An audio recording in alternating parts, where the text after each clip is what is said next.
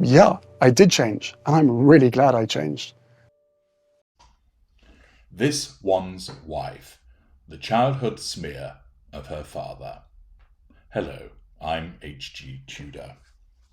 As you know, this one's wife has nothing to do with her father, Thomas Markle Senior. He is a non-intimate secondary source in her fuel matrix. She has disengaged from him. This has been as a consequence of the fact that he is no longer of any use to her. In effect, he's a malfunctioned appliance and is also deemed too difficult to control, and therefore her narcissism has decided that she will have nothing to do with him. This doesn't mean that she will always stay away from him, but at the moment he remains painted black, and her narcissism regards him as not only somebody who doesn't provide anything meaningful to her, but he's also seen as a threat to control. Thus, she keeps him away. It wasn't always this way. However, it's also the case that Prince Harry has never met his father-in-law. This is unusual. It is invariably the case at some point when you meet somebody new that you end up going to meet the parents. And it might be the case that you get along with them famously. It might be that your other half has a close-knit family and you're welcomed into it, and you spend a lot of time with these people who welcome you into the family. In some instances, you may see them fairly regularly but aren't particularly close. In other instances, as a consequence of geography, etc., you may not see much of them, but the relationship is still cordial. As we know, Prince Harry has not met him and has had nothing to do with him for many years. For this state of affairs to arise, there has to be something that is preventing Harry from having involvement with this one's wife's father. And I will be returning to that to explain to you what it is that this one's wife has done to ensure that Harry accepts this state of affairs. Whilst this one's wife has nothing to do with her father now, it wasn't always the case.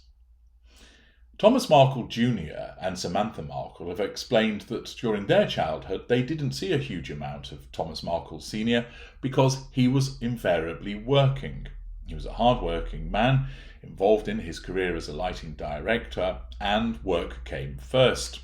However, this changed when it came to this one's wife. When she started high school, aged 12, her father got into a daily routine of dropping her off at school and either then collected her himself or sent a limousine to bring her to his studio or to her friend's house while he finished work. Naturally, that's a rather grand state of affairs which would be most appealing to this one's wife.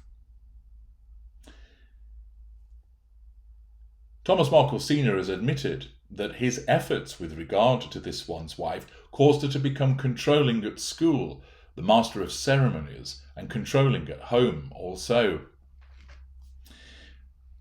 Her half-brother explained that when this one's wife was born, their father was a completely changed man. Before, Dad's work took priority over everything, explained Thomas Markle Junior, but she became his whole world. I remember when she came home from the hospital, he had decorated the bathroom with little angels and fairies. He would keep holding her up to the mirror so she could see herself in his arms. The look on his face was priceless. Dad would take so many pictures of this one's wife that she must have been the most photographed baby in the San Fernando Valley.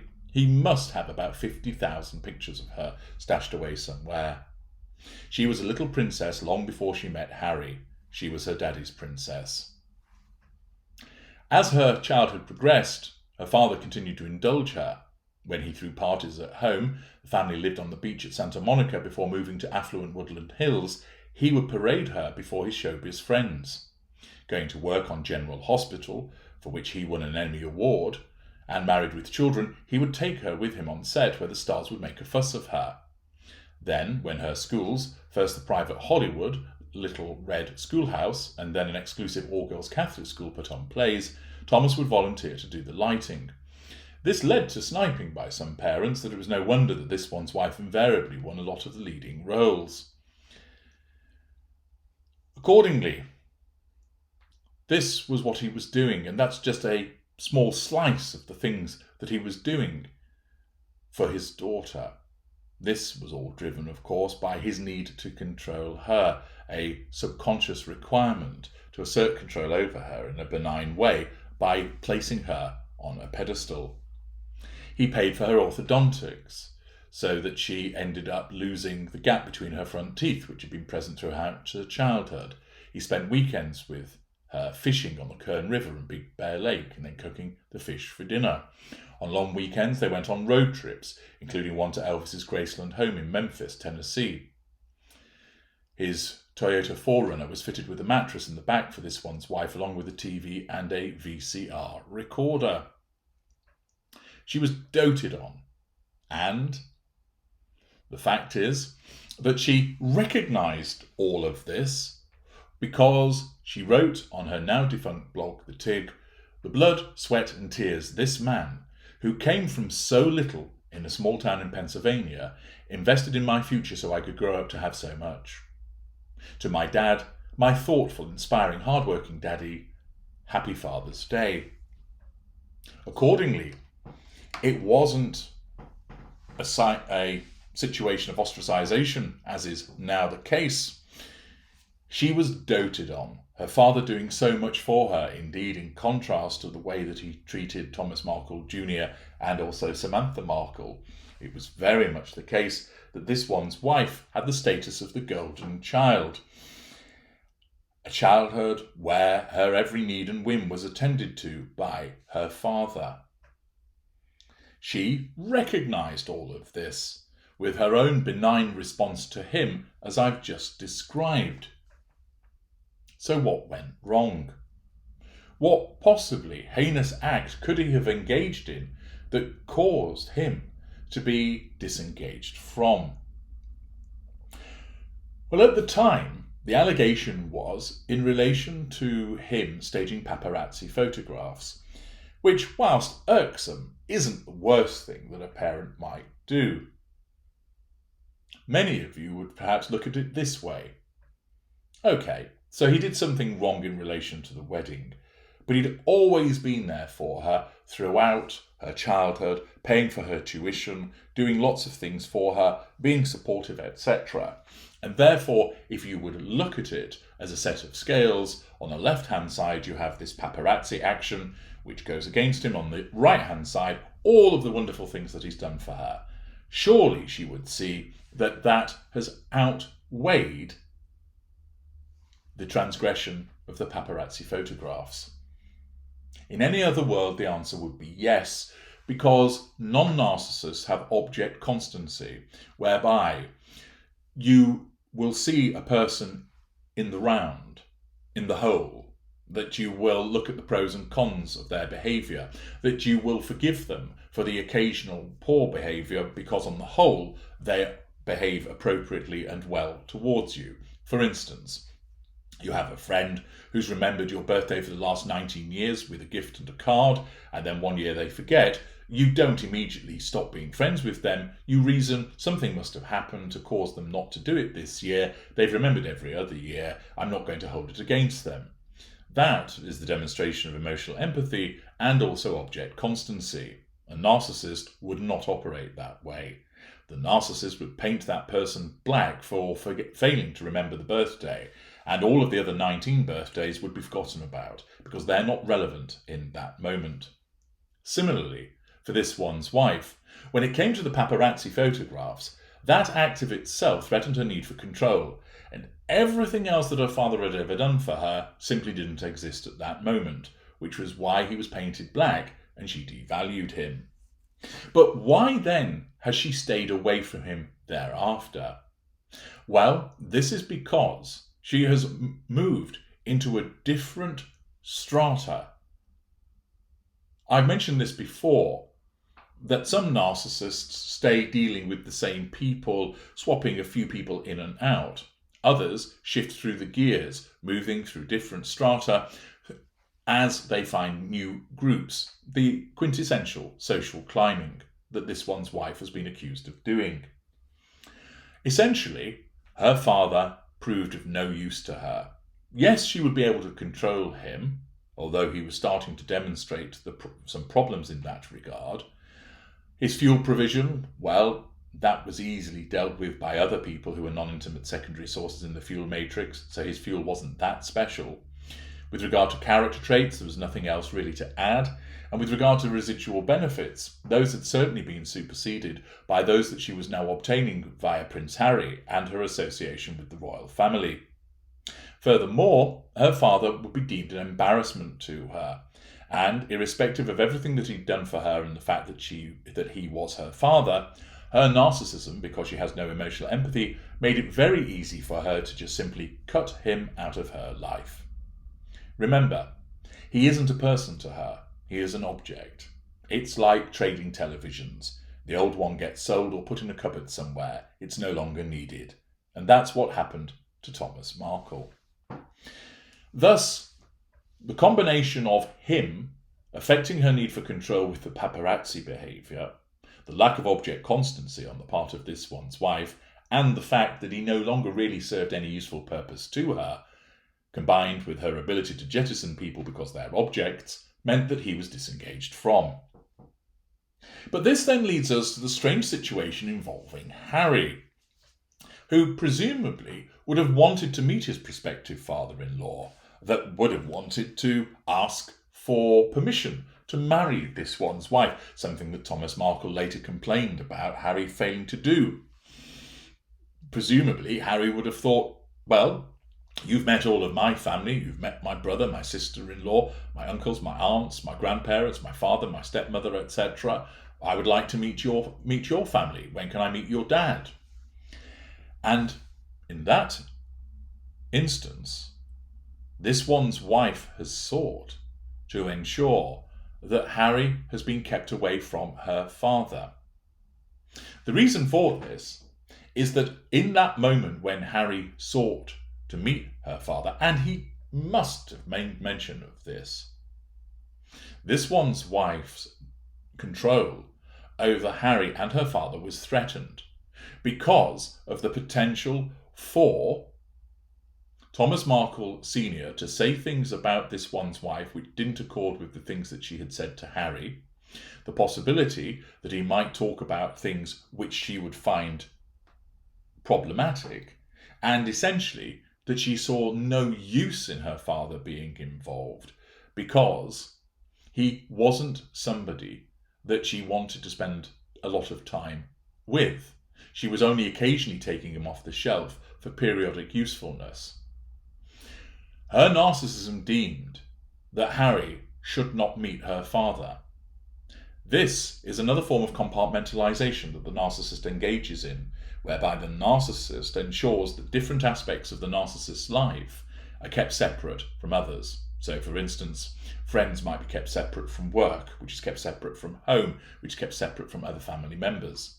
Some narcissists allow bleeding into the different areas, but there are others that like to keep them separate and distinct because it's easier then to control the various participants in each area of life and avoid the risk of those parties talking to one another and finding out, hang on, they told you this, that's not true. This one's wife's narcissism deemed that her father and Harry should never meet. And in order to achieve this, she wasn't able to control her father to say, you don't want to meet Harry. Her father was, of course, keen. He will have been excited to do so. There would have been some useful facade management and character trait acquisition for him in having this connection to the royal family.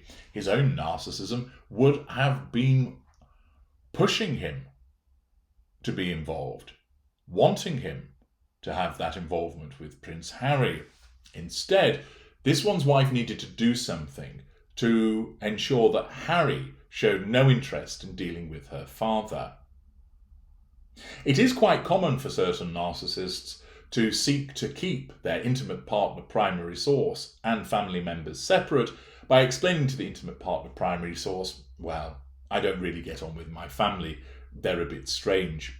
And there's the revision of history, where the narcissist will basically make up, although they believe it's true when they're saying it, when they're an unaware narcissist, things about what had occurred previously.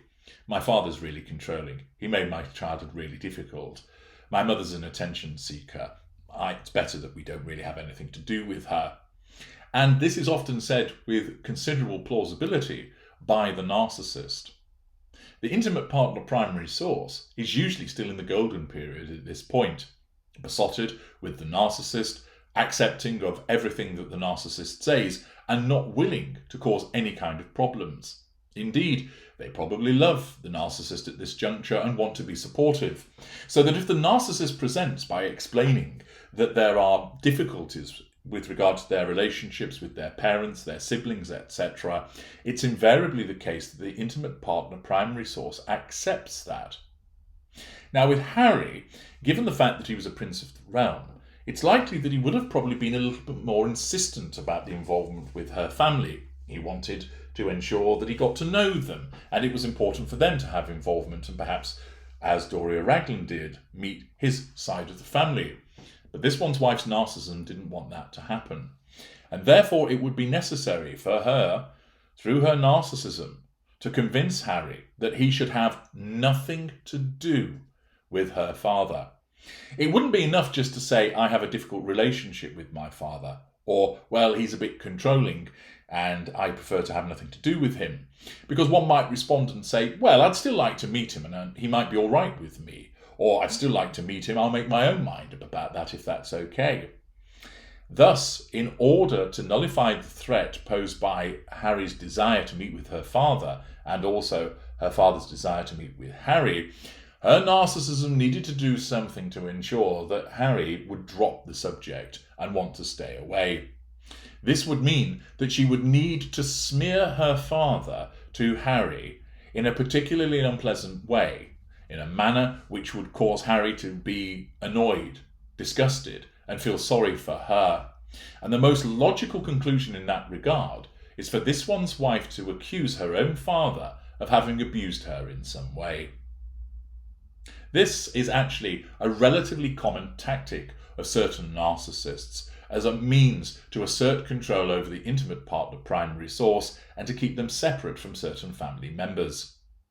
It's smearing with the pity play, so that the now besotted intimate partner primary source not only feels sorry for them for having to be a victim of abuse, but they also become angered at the treatment that was meted out to them. Let me have a word with him. I'll tell him what I think of him. No, please, I don't want to. It'll be triggering for me. I don't want to revisit these things. I've moved on. I just want to stay away from him. Please will you do the same? And invariably the intimate partner primary source, wanting to please, goes down that route and accepts the smear. They don't have any involvement with any members of the family to find out whether it's accurate or not. They don't challenge the accused because, after all, the narcissist would say, there's no point challenging him about it. He'll just deny it. He'll say, what are you talking about? And of course, that's actually accurate because it's a false accusation. It never happened. So if Harry happened to have the opportunity to speak to Thomas Markle and said, my wife says that you abused her as a child, Thomas Markle is naturally going to say, no, I didn't, because it never happened. And therefore, Harry isn't able to ascertain that it's the case. If he says, for instance, well, I'll speak to your siblings about it, this one's wife would say, oh, they're on his side. They don't believe that it happened. They think that I'm a troublemaker. And of course, she's actually for once utilising the truth, because as I've explained to you, there are occasions where the narcissist will use the truth for the purposes of the pursuit of the prime aims. Thus, Harry isn't able to get to what truly happened because this one's wife lays down a story whereby Thomas Markle Sr. would deny it, other family members would deny it because they're all in on it, and given that Harry feels sorry for her, that he's in love with her, that he's swept up in the golden period, he will completely believe what she has to say. Furthermore, this is often supported by the fact that because of the narcissist's behaviour, there may already actually be a difficult relationship between the narcissist and the relevant family members. But it's the narcissist that's caused it. The narcissism uses that state of affairs and twists it to suggest that they are the victim of mistreatment, or that this is the reason they're keeping their distance is because of the way that they've been treated in the past, which lends credibility to the state of affairs that the intimate partner primary source sees. They see a family whereby their new girlfriend or boyfriend doesn't get along with them, and that narcissist tells them it's because of what's gone on in the past that I keep away from them. The reality is the narcissist doesn't have much to do with the family as a consequence of either shelving them or the family keeping away from them because of the narcissist's behaviour, but the narcissist twists it and make it look like they are the victim.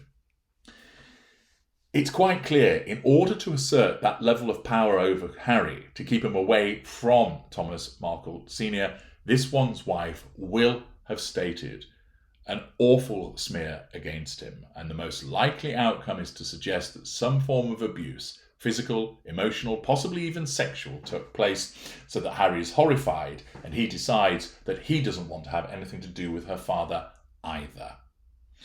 Perhaps one day this information will come out, but for now it's highly likely that that is what has occurred to enable her to smear her father to keep Harry away from her family. What are your thoughts on this matter, valuable viewers? Let me know in the comments section. I'm HG Tudor, once again telling you how the narcissist behaves so that you can understand the behaviour of this one's wife. Thank you for listening.